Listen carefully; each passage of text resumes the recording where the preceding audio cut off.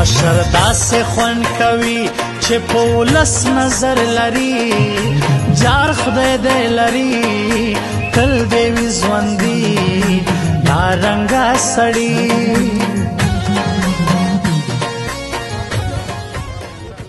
د ټول نمخ کې خو مهرباني شکریا دا کم عزت مو چې راکو خوشاله اوسئ آباد اوسئ ستاسو دپاره دا خدمت او دا منډې ترډېوال دا ډېر ګران کار او آسان کار نه و او بیا دا کم منصب چې الله تعالی را کړی او ستاسو په وسادت ستاسو په محنت باندې نو هغې سره انصاف کول هم ډېر زیات ګران کار و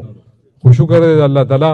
چې څه مې کړي دي هر چا ته مې رسولي دي په هغې باندې نادم نه یم او ښه ټیک ټاک کار مې کړی دوستانو بیا الیکشن دی زه به تاسو ته څه ووایم تاسو مه پېژنئ او زه تاسو پېژنم په الیکشن کې خلک وعدې کوي نارې وایي چغې وباسي تاله به دا وکړم تاله به دا وکړم تاله به دا وکړم نو زما یقین دا دی چې یاره زما سره داسې څه نشته چې زه یم چې زه تاسو له دا وکړم او دا به وکړم دا به وکړم خو کله الله تعالی ستاسو په وسادت باندې ګټه راکړه دا کم بقایي کارونه چې پاتې دي سلیکټډ کارونه پاتې دي چې چا کور اوبه به پاتې چا به چېرته وستن نیمه پاتې انشاءالله هغه به په دغه ټینیور کې پوره کوو د الله په فضل سره ستاسو په مرسته سره دې خلکو اړو څه خبره نه کوم زما خپل یو منشور دی زما یو خپل ایجنډه ده او هغه د امن ترقي خوشحالي چې په دې وطن کې امن وي نو ترقي به راځي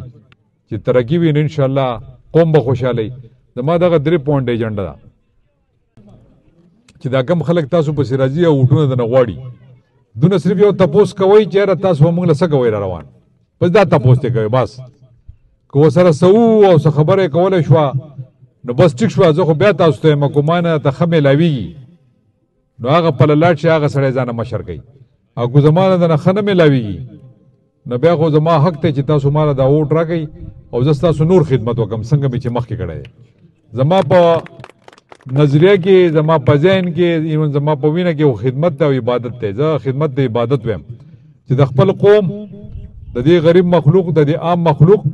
د دې عام عوام زه خدمت وکړم زما دپاره دا ډېره غټه خبره ده نور زما هېڅ خپل څه داسې ایجنډه نشته چې زه هغه تاسو ته پیش کړم یا ستاسو په دغې مخکې کېدم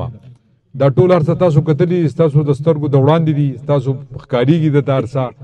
کو دا روډونه دي کو دا یونیورسټیانې دي کو دا کالجونه دي کو دا سکولونه دي کو دا د اوبو سکیمونه دي کو دا هسپتالونه دي کو دا هر څه چې دي دا ستاسو تر وړاندې دي په دې به زه څه خبره تاسو سره وکړم دا وخت چې دلته څومره ملګري دلته ناست دي او زما دا اواز اوري د میډیا په وساطت باندې لاړ شئ او په خلکو باندې وګرځئ چې دا هغه زوړ ښایسته لاله ولاړ دی او نښه یې دی پرې دا پګړې د پښتنو دا شمله ده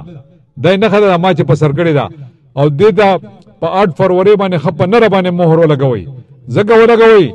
چې ما ستاسو خدمت کړی دی او تاسو زما خدمت کړی دی نو موږ به د یو بل خدمت کوو دا نن چې په میدان کې ګرځي د دوی حیثیت هم نشته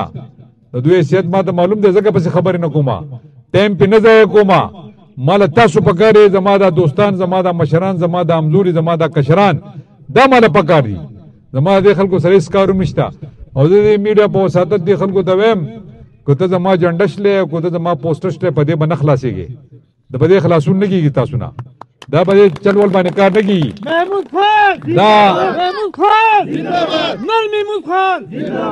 دا زما دا مینه محبت چې دی دا د خلکو په زړونو کې پروت دی دا په دې جنډه او په دې پوسټر باندې نه دی